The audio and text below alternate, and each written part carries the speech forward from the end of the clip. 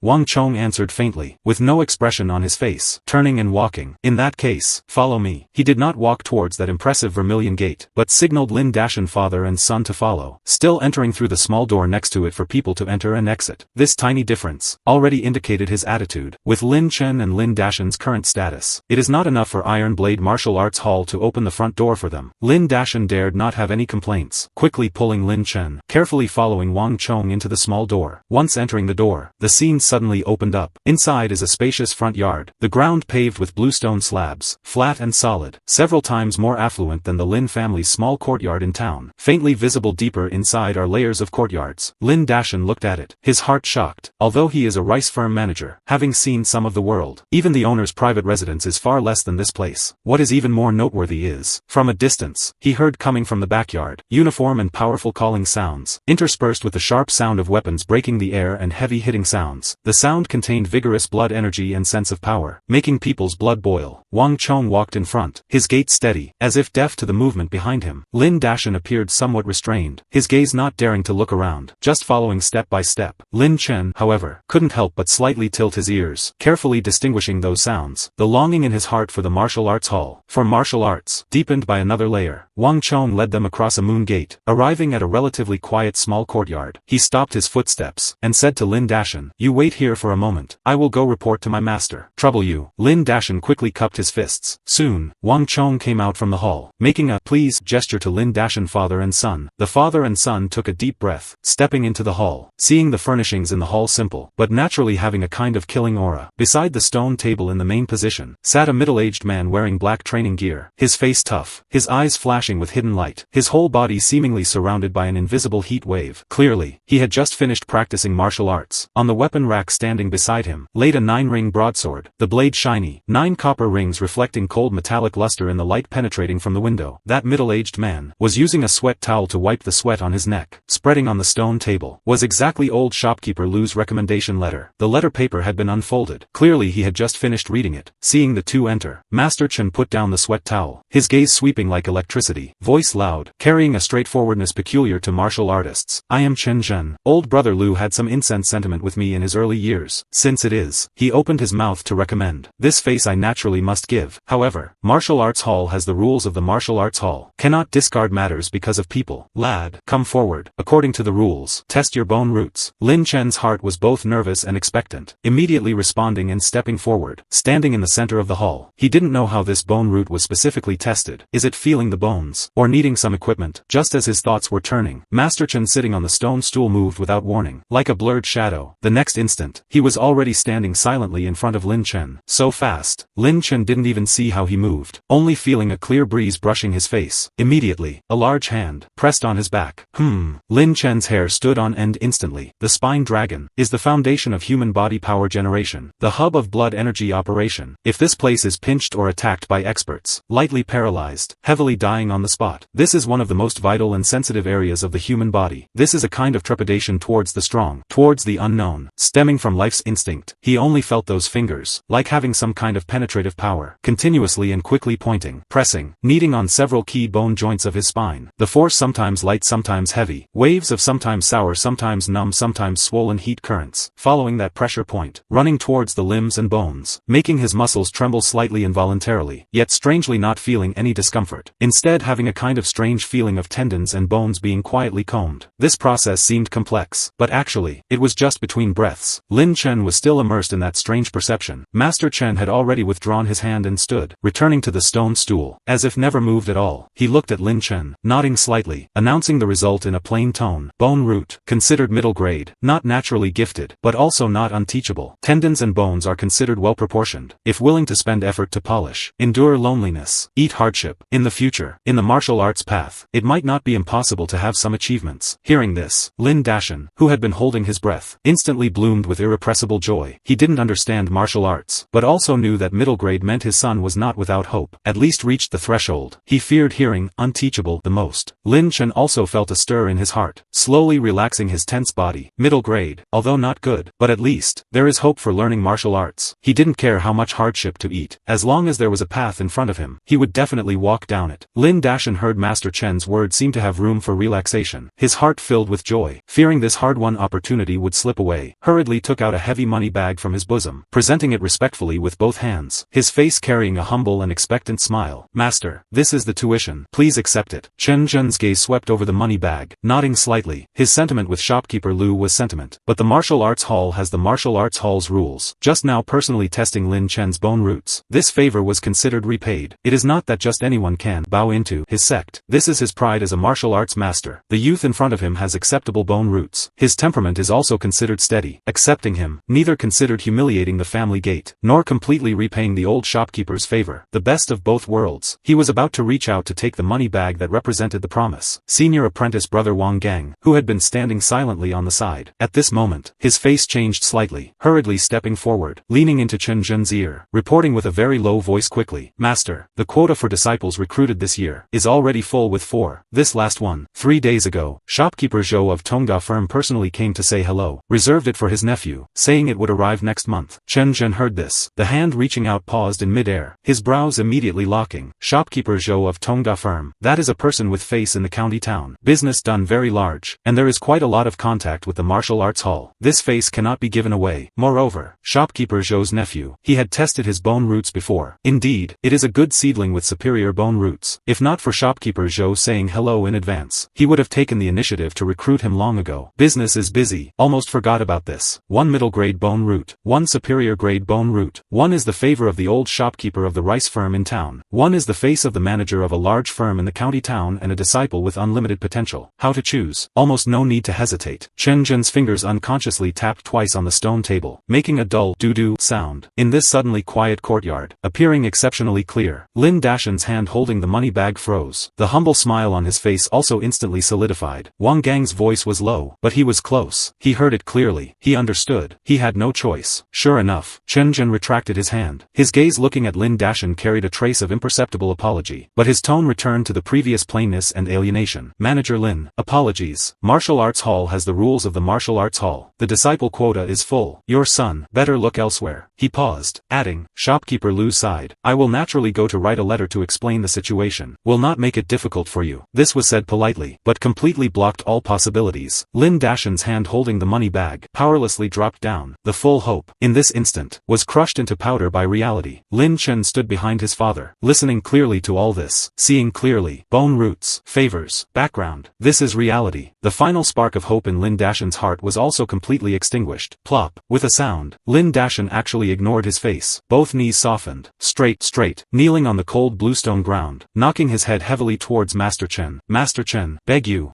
to give away to live. My Chen Ji, if he cannot even enter the entrance of the martial arts hall, I am afraid he will really be decided by his grandfather, sent to that patrol bureau to be a night watchman. Master, I beg you, master, I kowtow to you. A father's humbleness and despair were displayed vividly in this one kneeling and one knocking. Master Chen clearly did not expect Lin Dashan would perform such a big gift. His face changed, hurriedly stepping forward, reaching out with force, helping him up. Old brother Lin, what are you doing? Quickly, please get up. He looked at the man's tears rolling in Lin Dashan's red-rimmed eyes. Even if he was used to storms and waves, his heart couldn't help but flash a trace of being moved. His hand holding Lin Dashan's arm tightened. In the end, it still turned into a long and helpless sigh. Old old brother Lin. Master Chen let go of his hand, cupping his fists towards Lin Dashan, his tone carrying helplessness. Not hiding from you. Your son's bone roots are also acceptable. If not really having difficulties, Chen would definitely accept him today, to form a good bond. But, sigh. He sighed again, explaining, martial arts hall resources are limited. Each portion of medicinal materials, each portion of guidance has a fixed number. This last quota for core disciples was reserved by shopkeeper Zhou of Tongda firm for his nephew a month ago. Even if not looking at the opponent's superior bone roots, just discussing first come first served, Chen must absolutely not be unfaithful and ungrateful, and accept your son. He pointed out the other party's background, also pointed out the reality of the martial arts hall. Resources are only so much, accepting one more disciple, if resources cannot keep up. Instead, it is harming them. Looking at Lin Dashan's face that turned as gray as death instantly, and the son next to him who was silent but had clenched fists, Master Chen pondered for a moment, seeming unable to bear it. He fumbled from his bosom a small rough porcelain bottle, stuffing it into Lin Dashan's hand. Old brother Lin, do not lose heart. This is the blood-strengthening paste secretly made by my Iron Blade Martial Arts Hall, although not as good as the portion received by formal disciples every month, but for polishing tendons and bones, nourishing blood and energy, it is quite beneficial. It is considered a good item for laying a foundation. This item will be gifted to your son, considered Chen's, a little heart and compensation. At this time, Lin Chen stepped forward, silently supporting his father who was almost unable to stand firmly. He saw clearly, matters have reached this point. Forcing is useless. This Master Chen had already done everything within his authority and range of favors. Continuing to entangle would be unsightly. Dad, let's go. Lin Chen's voice was calm, could not hear too much emotion. Master Chen saw this, gave a look to Wang Gang who had been guarding on the side. Wang Gang understood, stepping forward, still with that official business tone, reaching out to lead the way. Please, I will send the two of you out. Master Chen cupped his fists towards Lin Dashan again, his eyes complex, then turning around, not looking at Lin Dashan anymore. Wang Gang sent the father and son out of the martial arts hall side door, his face still that ancient well without ripples that had seen storms and rain. People wanting to bow into Iron Blade Martial Arts Hall are like cushion carp crossing the river. Such despair and begging like today, he had seen too much. Waiting until standing on the street in front of the martial arts hall again, Lin Chen only felt the afternoon sunlight was still dazzling, falling on his body but couldn't feel any warmth. Instead, there was a kind of cold weight pressing on his heart. It seems, my luck is really not good. He sighed silently in his heart. Wang Gang turned around wanting to step back into the martial arts hall. His steps paused slightly, as if remembering something. He hesitated for a moment, still turning around and stepping out, looking at Lin Dashan revealing despair and Lin Chen who didn't speak, lowering his voice, saying quickly, if the two are truly determined to seek a martial arts hall to seek a master, might as well go to the Barbarian Bull Martial Arts Hall in the west of the city to see. Perhaps it would be easier to join there. Having said this, he did not wait for Lin Dashan to react, quickly turning around, walking into the martial arts hall in big strides. The heavy side door gently closed behind him. The two guards at the door heard Wang Gang's words. The mockery that had been in their eyes as they looked at the father and son faded, replaced by a look, a mixture of pity and an indescribable, odd expression, slightly shaking their heads. Another boy whose dreams have shattered, forced to go there to try his luck. Lin Dashan, however, was like a drowning man clutching at the last straw. A glimmer of light suddenly burst forth in his dim eyes. As long as there was hope, no matter how slim, he had to try. Many thanks for the guidance. He repeatedly thanked the already closed side door, then pulled Lin Chen along. Chen Ji, let's go. We're going to the west of the city. The father and son left the Iron Blade Martial Arts Hall. Lin Dashan walked along, asking passers-by urgently, excuse me, may I ask how to get to the Barbarian Bull Martial Arts Hall? This elder brother, do you know where the Barbarian Bull Martial Arts Hall is in the west of the city? A kind-hearted man said, head west, walk until the end, and you're there. You are going to the Barbarian Bull Martial Arts Hall? The man couldn't help but ask in return, his eyes full of incomprehension. Lin Chen followed behind his father, taking in the man's reaction completely. A sense of unease surged in his heart. This Barbarian Bull Martial Arts Hall probably isn't a proper place. Or rather, is there something wrong with it? Regardless, he had to go and see for himself. When Lin Dashan pulled Lin Chen, following the directions of passers-by, and found the place after several turns, the scene before them made them both freeze for a moment. The grandeur of this Barbarian Bull Martial Arts Hall was actually a bit more imposing than that of the Iron Blade Martial Arts Hall. The Vermilion Gate was wider than that of the Iron Blade Martial Arts Hall. Two stone-carved barbarian bulls in front of the gate were lifelike. Muscles knotted, full of a sense of power. Towering courtyard walls stretched out. Faintly, one could hear shouts from within that were more clamorous than those at the Iron Blade Martial Arts Hall, and the number of people seemed even greater. Lin Dashan's heart was filled with joy. It seems the path senior brother Wang pointed out might really have hope. As soon as the two stood still in front of the gate, before they could take a close look, a burly man in uniform training gear at the entrance. His eyes lit up, and he took the initiative to welcome them. Lin Dashan subconsciously thought the other other party was about to drive them away. After all, they didn't have a recommendation letter. Unexpectedly, the burly man's face instantly filled with an enthusiasm that was almost exaggerated. His voice loud. "You too? Are you here to learn martial arts at our Barbarian Bull Martial Arts Hall? Welcome, welcome." Lin Chen felt somewhat uncomfortable due to this excessive enthusiasm, but still nodded. "Yes, we would like to come and see." Hearing Lin Chen admit it himself, the smile on the burly man's face became even brighter. Like meeting a long-lost relative, he quickly moved aside to clear the gate, making a gesture of extremely respectful invitation, his voice even raising a notch. "Two honored guests, please come in. Quickly, please come in." Having said that, he was almost half pushing, half inviting, enthusiastically leading the still bewildered Lin Dashan and Lin Chen across the high threshold. Once inside the gate, the view opened up. A massive martial arts practice field nearly twice the size of the Iron Blade Martial Arts Hall's front yard appeared before them. On the field, at least 100 youths were practicing. Some were doing basic punches and kicks, others were lifting stone locks. Shouts, gasps, and the sound of equipment colliding merged into one. The popularity was extremely high. Among them, many youths looked to be of similar age to Lin Chen, and their clothing was also ordinary. Seeing Lin Chen come in, some smiled in a friendly way, or cast curious gazes. Seeing so many youths similar to himself practicing martial arts here, the tightly stretched string in Lin Chen's heart relaxed slightly, and the strong sense of unease from before dissipated for the most part. It seems, this truly is a formal, large-scale martial arts hall, not some dragon's den or tiger's lair. The easy to join mentioned by the Iron Blade Martial Arts Hall's senior apprentice brother might mean the threshold for recruiting disciples here is indeed not high, and there are many disciples. The burly man leading the way, while taking them across the edge of the noisy field, enthusiastically introduced, his tone carrying pride. "Our Barbarian Bull Martial Arts Hall most values the foundation, teaching according to aptitude. The master is right in the hall ahead." He seemed to see a trace of worry remaining between Lin Chen's brows, thinking he was worried about being rejected due to lack of talent, and kindly added a sentence, his voice lowered, carrying a kind of, "you understand," intimacy. "Little brother, rest assured, our master most loves talent. As long as the bone roots aren't so poor that they can't be watched. Basically, they can all be accepted. Once you're here, your family." These words were like a reassuring pill, letting Lin Dashan's face thoroughly reveal a look of relief. Thanking him repeatedly, the burly man leading the way took Lin Chen across the noisy practice field, pushed open an inconspicuous small door, entering a relatively quiet inner courtyard. "Master, someone is here to learn martial arts." The burly man shouted inside, and respectfully retreated to the side. Lin Chen raised his eyes to look, only to see under an old locust tree in the courtyard, lying on a bamboo recliner, an old man was sprawled on it. This old man had hair and beard all flared out, somewhat gray and white, his attire casual, or one could even say unkempt, the collar of his chest slightly open, his feet wearing a pair of old cloth shoes. On the stone table beside him, however, were placed a few plates of exquisite crystal pastries and seasonal melons and fruits, forming a sharp contrast with his image. He was indeed an old man who knew how to enjoy himself. Lin Chen thought to himself. The old man heard the movement, lazily lifted his eyelids, his gaze sweeping over. The moment he made eye contact with Lin Chen only felt his whole body tighten, as if he were not being watched by a lazy old man, but being stared at by a crouching, barbarian bull full of wild and fierce power. That look was sharp, deep, carrying a kind of piercing power. The old man yawned, his voice carrying a bit of hoarseness from just waking up, directly bypassing the respectfully bowing Lin Dashan. Looking at Lin Chen, "Is it you lad who wants to learn martial arts?" Lin Dashan quickly stepped forward, wanting to say some pleading words, but the old man impatiently waved his hand. "Don't do those hypocritical things. Get straight to the point. Is the silver brought enough?" While he spoke, he had already stood up from the recliner, his movements seemingly casual, yet carrying a steady power. He walked in front of Lin Chen, and without much talk, like Master Chen of the Iron Blade Martial Arts Hall before, a rough large hand directly pressed on the spine of Lin Chen's back. Lin Chen had thought there would be another round of soreness and swelling from the exploration. Unexpectedly, the old man's technique and force were extremely peculiar. His fingers seemed to carry a kind of strange rhythm, kneading on several key bone joints of his spine, pressing, pointing, applying force. A wave of warm heat seeped in, rapidly spreading to his limbs and bones, not only feeling no discomfort at all, but instead making him feel his muscles and bones relax, meridians unobstructed, having an indescribable sense of comfort.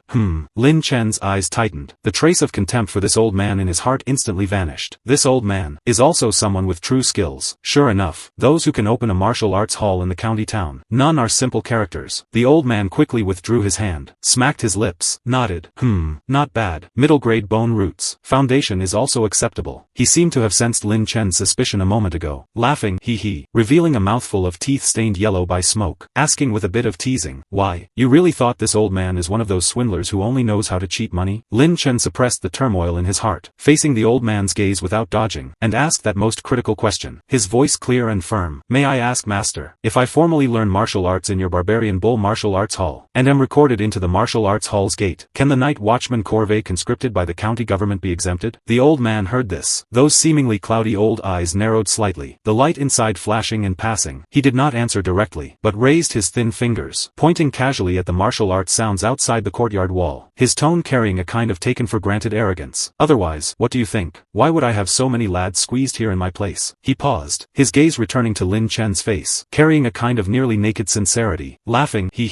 As long as the silver is enough, even if you are a piece of rotten wood, I can still knock a hole into you. As for that dog *T night watchman service, I naturally have records here. Once you enter the gate of my Barbarian Bull martial arts hall, you are considered registered. In the short term, no one dares to come and drag you to fill the pit. These words were vulgar, but like a reassuring pill, letting Lin Dashan, who had been on tenterhooks, breathe a long sigh of relief, finally revealing a relieved smile on his face. Lin Chen, however, had his thoughts turning rapidly. Sure enough, the old man's next sentence made Lin Dashan's heart sink to the bottom of the valley. He rubbed his fingers. The action was extremely utilitarian, slowly saying, "It's just this silver. It's not cheap." Lin Chen's heart also skipped a beat. The family wealth was decent in town, but in this county town, it simply wasn't enough to look at. Lin Dashan dared not be slow, quickly presenting the money bag he had been tightly clutching with both hands, his face carrying humble anticipation. "Master, please count it. This is 100 taels. It is all we can take out." The old man grabbed the money bag, weighed it a few times in his hand, even skipping opening and counting, just casually, Ed, his tone flat and without waves. "About enough. Enough for 2 months of tuition." Two months. That 100 taels of silver was the family's many years of savings plus scraping together. In this Barbarian Bull martial arts hall, actually only enough for 2 months. The old man seemed to have long been used to this reaction, glancing at the dumbfounded father and son, sneering, "Why, think it's expensive? Expensive has its reason. My martial arts hall guarantees you immunity from service, guarantees you food and lodging, and guarantees you teaching.